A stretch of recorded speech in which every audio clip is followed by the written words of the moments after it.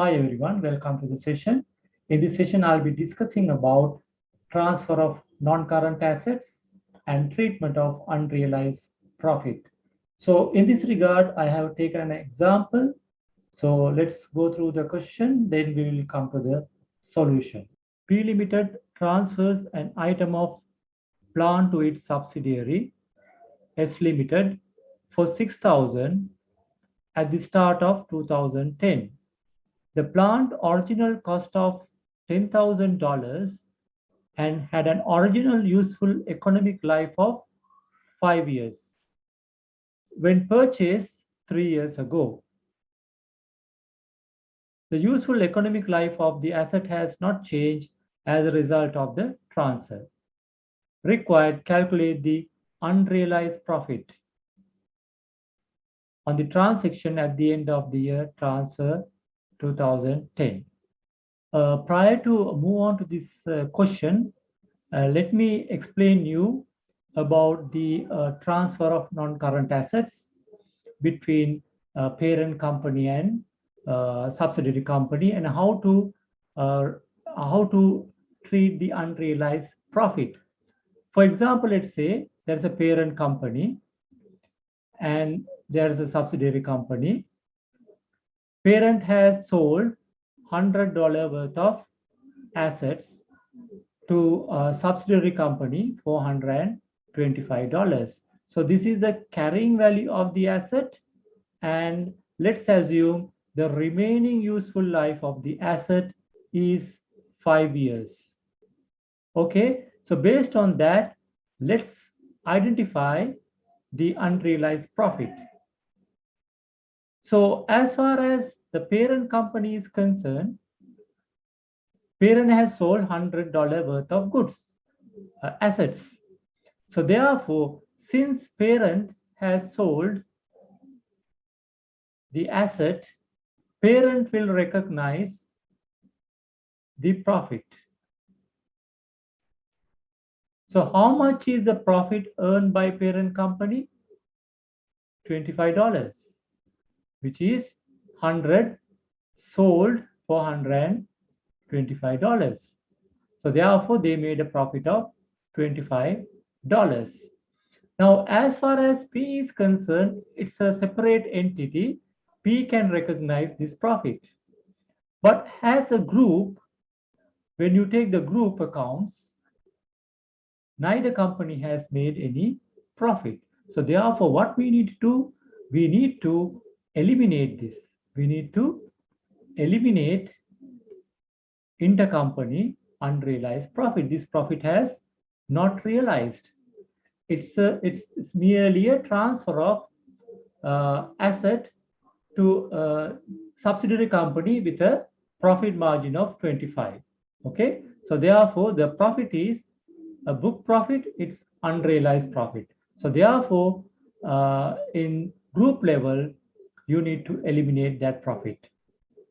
Okay, apart from that, in addition to that, what we need to do, there is another adjustment to be done with regard to the depreciation.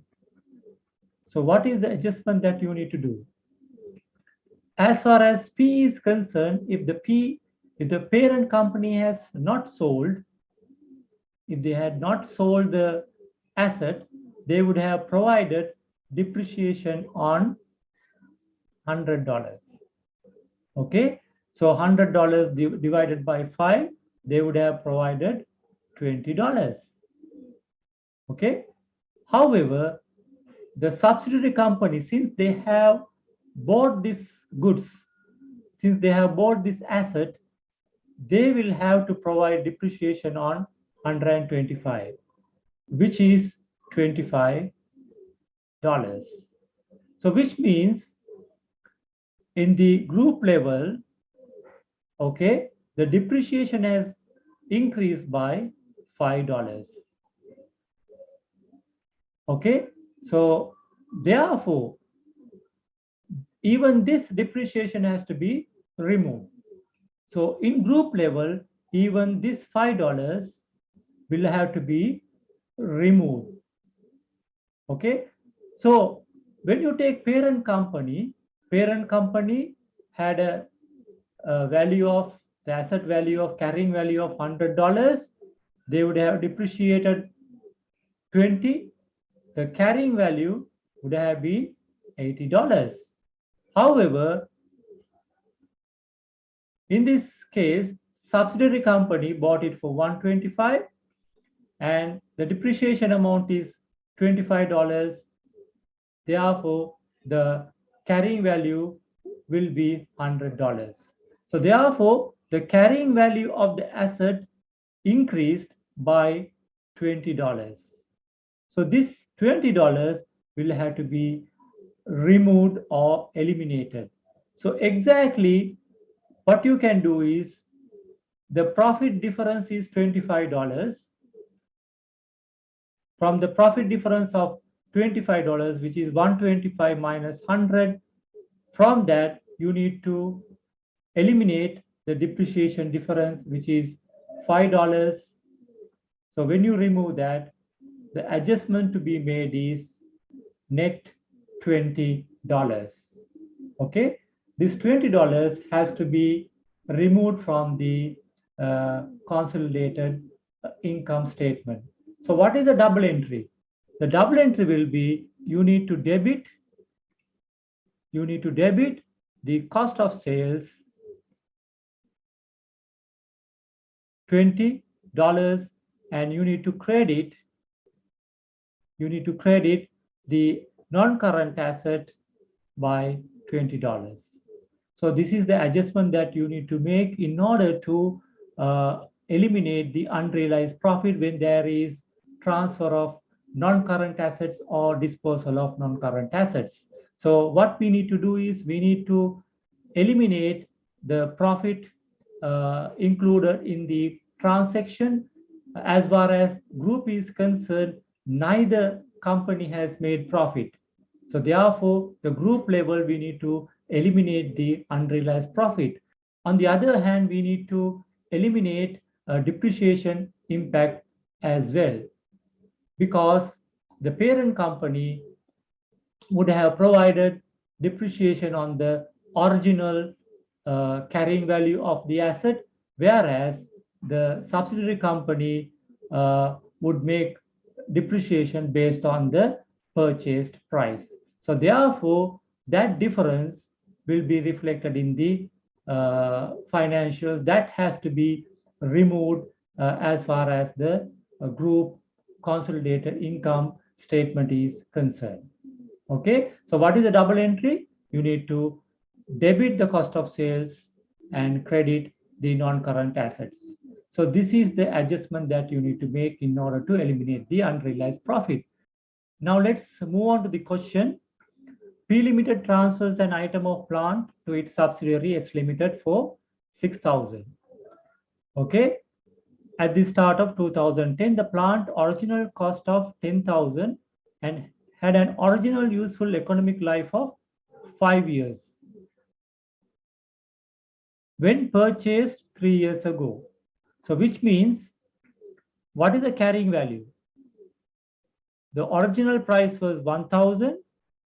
The accumulated depreciation for 3 years will be 10,000 divided by useful life 5, which is 1,000 times, sorry, this is 10,000, which is 10,000 divided by 5 years times 3. So that will be 6,000. So therefore, the carrying value 4,000. And this was sold to the subsidiary company for 6,000. Okay. So therefore, what is the unrealized profit? Unrealized profit is 2,000. So we need to eliminate this unrealized profit from the group income statement. Not only that, we need to find out the impact on the depreciation. So parent company, if they have not sold this asset, they would have provided depreciation on 4,000. So therefore, the remaining useful life is, since the useful life has not changed, the remaining useful life is 2 years. So they would have provided 4,000 divided by 2, which means 2,000. So they would have provided 2,000, and however, the subsidiary company would have provided 3,000. 6,000 divided by 2, which is the remaining useful life. So this difference is 1,000. You need to remove this from the unrealized profit of 2,000. So the net impact to the group income statement will be 1,000. Okay, so what is the entry that you need to pass? So you need to debit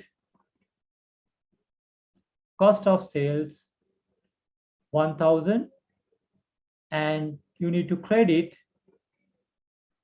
respective asset account by 1,000. Okay, so this is how you make the adjustment for the non-current assets, the transfer of non-current assets, and the unrealized profit. Okay, so that's all for today. I will see you soon with another video. Until then, bye for now.